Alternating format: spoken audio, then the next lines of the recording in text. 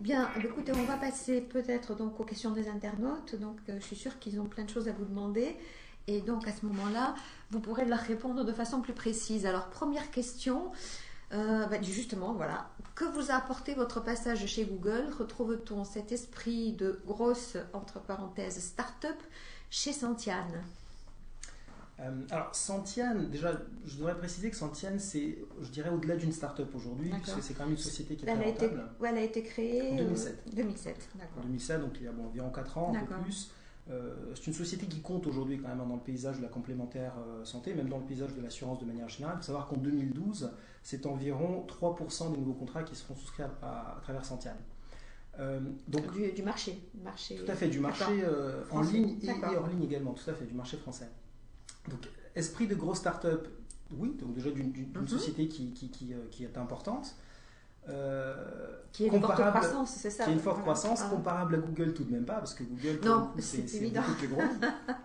Toutefois, l'expérience que j'ai eue chez Google a été déjà d'une part très intéressante, puisque chez Google, je couvrais en fait l'ensemble des sociétés du secteur assurance et finance, dont Sentiane. Sentiane était en fait le client le plus dynamique de mon portefeuille. Mais j'avais également dans mon portefeuille des sociétés concurrentes. Ce que ça m'a apporté, d'une part, c'est vraiment une vision du marché, une vision du potentiel, une vision, je dirais aussi le savoir-faire et les best practices, aussi bien chez les concurrents, chez Sentiane, puis de manière générale dans d'autres pays également, et beaucoup d'informations. Google, c'est avant tout une société d'information réellement. On a vraiment une mine d'informations lorsqu'on y travaille sur le comportement des internautes, sur où trouver les internautes les moins chers, par exemple, etc. Et c'est vraiment ce que et comment le lien s'est fait entre vous et Sentiane? Donc c'est parce que Sentiane faisait partie donc de vos clients. Tout à fait. Le fondateur de Sentiane vous a contacté. Alors ça s'est passé de manière un petit peu plus indirecte que ça quand même, puisque donc comme je vous l'ai dit, je couvrais le portefeuille finance et assurance, qui est un portefeuille qui a énormément grossi. Oui. Moi, je l'ai récupéré, je suis arrivé chez Sentiane au lendemain de la crise de 2008-2009.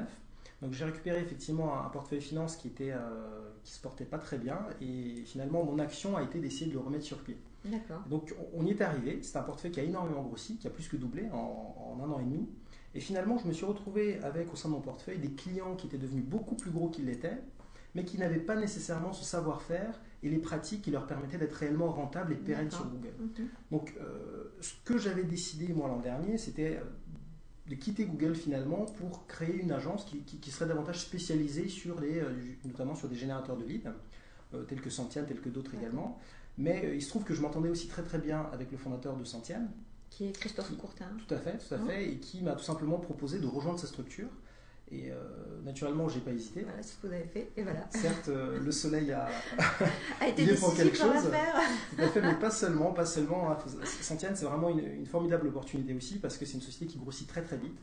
C'est une société qui est très différente de par son modèle par rapport aux autres sociétés. Il y a encore beaucoup à faire. Voilà. Alors, on va prendre une autre question. Alors, la levée de fonds. Donc, vous avez fait une levée de fonds. Quelles sont les difficultés que vous avez rencontrées? Avez-vous négocié avec plusieurs fonds? Bien sûr. Je dirais que cela va de soi. On négocie toujours. Parce que c'est vrai que la période est quand même assez difficile en matière donc, de financement pour les entreprises. Donc, vous êtes une des rares entreprises qui a réussi à conclure une belle levée de fonds. Je dirais que l'environnement n'est pas évident.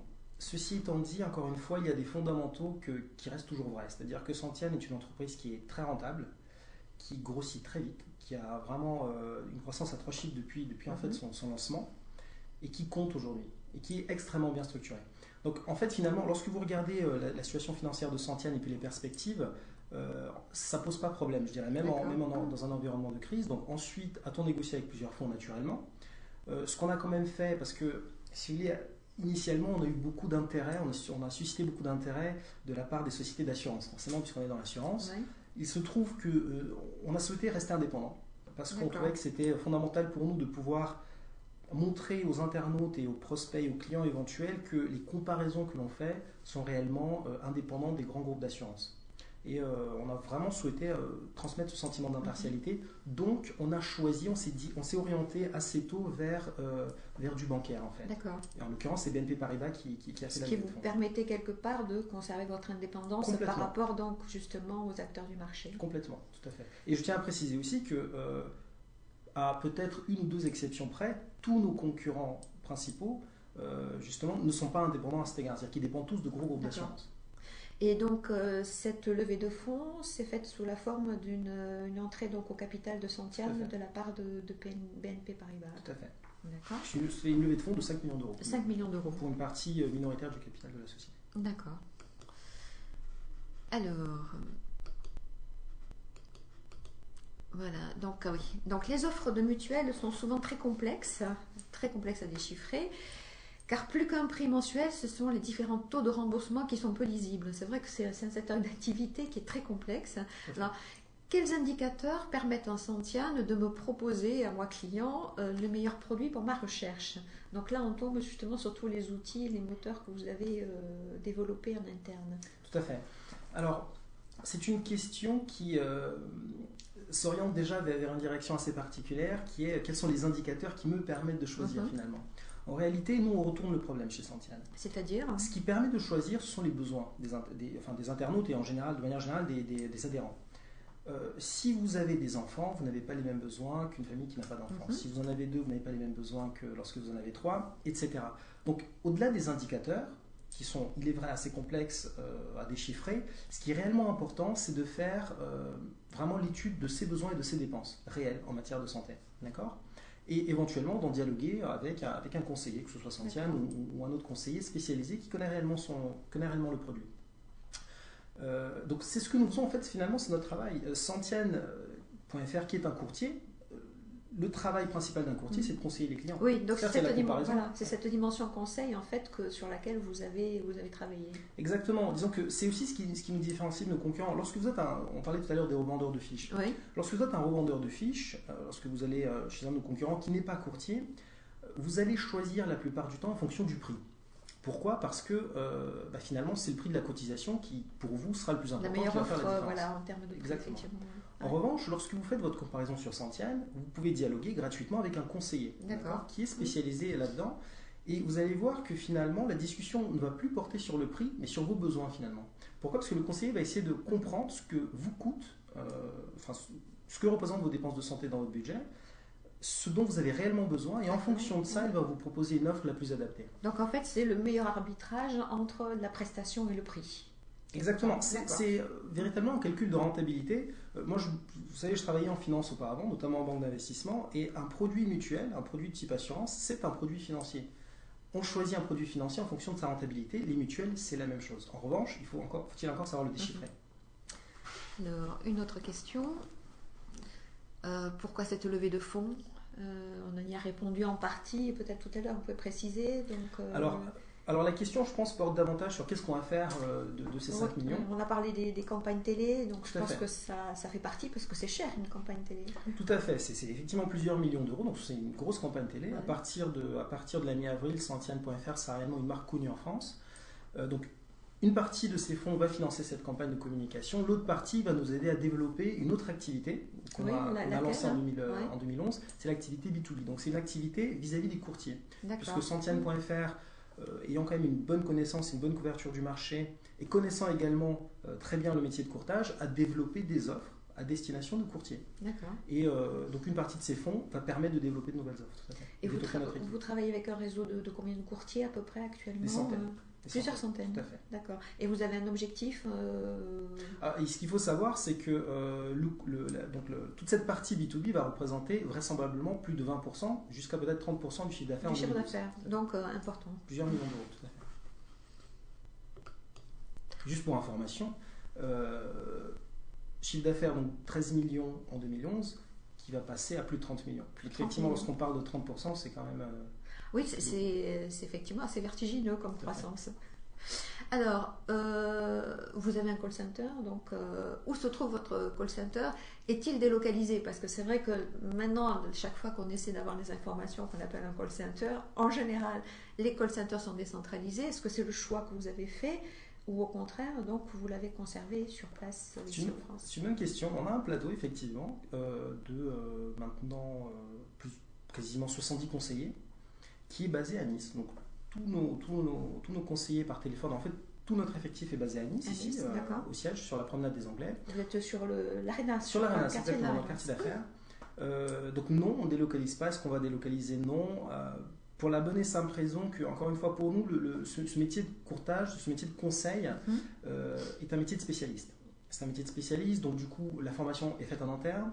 On veut avoir un regard sur ce que font nos conseillers, dans le cas où éventuellement ce n'est pas assez bien, ou ce n'est pas à la hauteur de ce que attendent les internautes. Et on pense que tout ça est plus facile, effectivement, si on a l'effectif ici en France.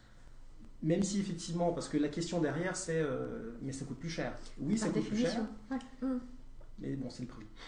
C'est plus efficace. C'est beaucoup plus efficace, on pense. Ouais. Donc ça vous permet de compenser peut-être le coût plus important. Tout à fait, c'est une question de flexibilité, mais aussi de qualité, encore une fois, qualité du travail qu'on peut faire. Alors, une autre question. Alors, quels sont vos principaux concurrents et quels sont les avantages compétitifs que vous pensez avoir face à eux? Alors, on avait un petit peu abordé déjà cette question tout à l'heure. On a beaucoup de concurrents. Je veux dire, juste pour vous donner une idée, lorsque je travaillais chez Google, j'avais justement un petit regard sur les nouveaux arrivants. On avait 2 comparateurs par mois qui se lançaient. Donc oui, parce qu'effectivement, quand on regarde, donc si on fait une recherche sur des moteurs de recherche, il y a un nombre incroyable de comparateurs. Tout à fait. Maintenant, encore une fois, la quasi-totalité de ces nouveaux venus sont en réalité des revendeurs de fiches. Ce ne sont pas des personnes qui sont réellement du métier du courtage d'assurance. Elles ne sont pas des personnes qui sont là prêtes à vous conseiller. Et ils ne vendent pas des contrats en fait. Ils ne vendent pas des contrats. C'est plus un comportement, je dirais, opportuniste parce qu'il y a de la demande. Donc effectivement, ils se positionnent là-dessus. Et donc on a beaucoup de concurrents qui sont tous des revendeurs de fiches. Quel est notre avantage compétitif? C'est justement notre faculté à souscrire. Avoir des conseillers qui vont conseiller les clients. Comme la question précédente le suggérait, choisir une mutuelle, c'est difficile. C'est difficile parce qu'effectivement, on parle de taux et les taux ne sont pas ceux qu'on a dans la vie courante. Et dans la vie courante, 100%, c'est un remboursement de toutes vos dépenses. En santé, c'est pas ça. Il y a une base de remboursement qui est différente. Enfin bon, c'est beaucoup plus complexe. Et du coup, pouvoir conseiller le client, pouvoir le guider dans le choix de sa mutuelle, c'est clé. Et ça, c'est un message facile à faire passer à l'internaute quand il cherche comme ça Oui, et je pense que notre croissance en témoigne. Oui, parce que, vous savez, aujourd'hui, à peu près, à mon sens, à peu près les 3/4, peut-être les 4/5e des personnes qu'on a au téléphone ne savent pas réellement, par exemple, ce que sont leurs remboursements. Ils n'en ont vraiment aucune idée. Donc à partir du moment où vous avez en face de vous quelqu'un qui peut vous l'expliquer, je pense qui répond, qui apporte des réponses. Complètement, et puis qui vous permet aussi après d'économiser sur vos contrats parce qu'il vous guide vers une offre qui est beaucoup plus adaptée à vos besoins. Je pense que ça va de soi finalement. Parce que donc Santiane propose, je crois à peu près, vous avez un éventail de 300 contrats, c'est ça, 300 contrats. Avec des opérateurs complètement différents. Donc vous êtes indépendant. Tout à fait, on est indépendant. On a à la fois des mutuelles, des complémentaires santé dans le portefeuille, des très grosses comme Generali ou AXA, les plus petites. On couvre vraiment tout le marché et tous les besoins qui peuvent effectivement être survenir. Alors, une autre question. Alors, pensez-vous que vous pourrez continuer à tripler votre chiffre d'affaires pendant plusieurs années? Oui, parce que c'est vrai que quand on regarde les croissances, ce n'est pas à 2 chiffres, ce sont des croissances à 3 chiffres, donc c'est assez spectaculaire. On dit toujours que le problème des entreprises, bon, c'est passer un certain cap, mais le développement, c'est aussi quelquefois quelque part risqué. Alors, comment est-ce que vous faites face à ça? Alors, dans l'immédiat, pour l'année à venir, 2012, oui, puisqu'on va faire, on envisage plus de 150% de croissance, donc c'est encore plus qu'en 2011. Au-delà de ça, je pense que il y aura quand même un momentum dans les prochaines années. Cela étant dit, c'est sûr que ça ne sera pas ad vitam aeternam. À un moment donné, il y aura une baisse du rythme. Là, dans l'immédiat, on a beaucoup de choses à faire. On a naturellement la campagne télé qui va venir aussi accélérer le rythme de croissance. On a le développement de l'activité à destination des courtiers qui se développe très très vite également. On compte aussi, on envisage une croissance à l'international. Très rapidement, peut-être dès l'an prochain. Sur un pays en particulier C'est en discussion. C'est en discussion, mais je dirais que c'est en bonne voie. Et, avec des partenaires? Avec des partenaires, tout à fait. Parce que finalement, les partenaires qu'on a dans notre portefeuille sont également présents dans beaucoup d'autres pays. Alors, vous avez des AXA, des Generali parmi les partenaires, finalement, ce sont les mêmes que vous allez retrouver par ailleurs. Donc on a encore beaucoup à faire, mais c'est sûr que dans les prochaines années, je pense que oui, on aura vraiment une croissance très très forte. Vraiment dans les 3-4 prochaines années. Au-delà de ça, c'est difficile à dire. La société change tellement tous les ans que c'est un peu difficile de prévoir. Mais là, jusqu'à maintenant, effectivement, si on regarde donc depuis de 2007, c'est une croissance à 2 et 3 chiffres. Une croissance à 3 chiffres tous les ans. Et tous les ans plus forte que ce à quoi on s'attendait. Donc on a chaque année une bonne surprise. D'accord. Début 2012, ça correspond. Vous êtes très bien. Dans les clous. On pense vraiment faire plus de 30 millions, ce qui fera plus de 150% en final. D'accord. Alors, bonjour Monsieur Makanda. Donc, y a-t-il une stratégie de développement à l'international? On vient de l'évoquer. Donc, quelles sont les perspectives d'évolution de l'entreprise dans les années à venir? Donc, on y a répondu. Vous souhaitez ajouter quelque chose ou on passe à une autre question? Hormis le développement à l'international, il y aura certainement d'autres produits qu'on va peut-être mettre en avant. Alors, pourquoi peut-être? Parce qu'encore une fois, tout dépendra des priorités. Quels autres produits? Vous savez, il y a différents types d'assurances. Oui, parce que là, pour le moment, vous êtes essentiellement sur le secteur santé. Tout à fait. Santian.fr, c'est uniquement la mutuelle et la complémentaire santé. Après, Santian appartient à un groupe. Le groupe peut tout à fait développer également d'autres produits, d'autres lignes. Faut savoir qu'on a un réel savoir-faire, à la fois, encore une fois, dans la partie recherche et développement, mais aussi sur la partie acquisition. Et ce savoir-faire est transposable sur d'autres formules. Donc, on y réfléchit sérieusement. Ça veut dire qu'il y aura d'autres produits sur lesquels vous comptez travailler Sur lesquels on travaille déjà, mais je dirais chaque chose en son temps. Relativement. Vous savez, on travaille avec des partenaires et tant que c'est pas closé, c'est pas closé. Alors, tiens, voilà, votre concept peut-il s'adapter à d'autres secteurs de l'assurance ou à d'autres produits et services? Donc, apparemment, oui. Et vous êtes en train de travailler dessus, c'est ça? Tout à fait, exactement. On a déjà répondu. Alors, allez-vous continuer à vous développer sur Nice ou envisager de délocaliser certains centres d'appel? Donc, on a vu qu'il y en a un sur Nice. Est-ce qu'il y a des projets de création, puisque le siège est à Nice, des projets de création en France, dans d'autres villes, de centres ou ailleurs? Je dirais qu'on a une ambition qui est nationale, voire peut-être même internationale, mais quand même avec des racines qui sont locales. Et pour l'instant, on souhaite rester à Nice. D'accord. On n'a pas du tout envisagé de délocaliser, que ce soit en France ou ailleurs. Pourquoi avoir choisi Nice? Donc, voilà. Historiquement, c'était les fondateurs, effectivement, qui étaient courtiers à la base, étaient sur Nice. Et ce sont des Niçois? Ce ne sont pas des Niçois, mais ils avaient effectivement leur cabinet qui était à Nice. D'accord. Donc je dirais, pourquoi? Parce que, par facilité, mais je dirais, ils étaient déjà basés ici, donc c'était sans doute plus simple à gérer. Et, est-ce que la qualité de vie, est-ce que ça joue? C'est important? Quand vous avez une famille, effectivement, je pense que c'est important.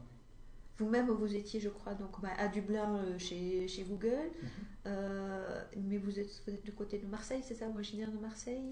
Pas du tout. J'ai vécu quelque temps à Marseille, mais pas loin de Marseille, mais non, je ne suis pas du tout de Marseille. Ceci étant dit, un retour dans la région n'était pas du tout une mauvaise chose pour moi. Et après Dublin, on apprécie bien un peu de soleil. Ouais. Alors, bonjour, quel est votre trafic sur votre site? Gros, mais encore une fois, ce ne sont pas des chiffres que je souhaite communiquer.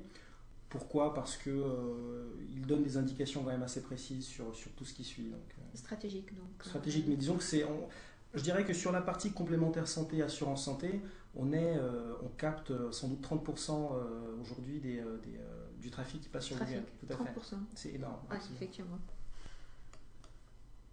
Alors, quels sont les concurrents européens américains qui fonctionnent sur le même modèle que vous? Envisagez-vous des rapprochements, des synergies? Donc ça, on retrouve un petit peu la question du développement à l'international de tout à l'heure. Donc c'est quelque chose qui est en cours, si j'ai bien compris. Tout à fait.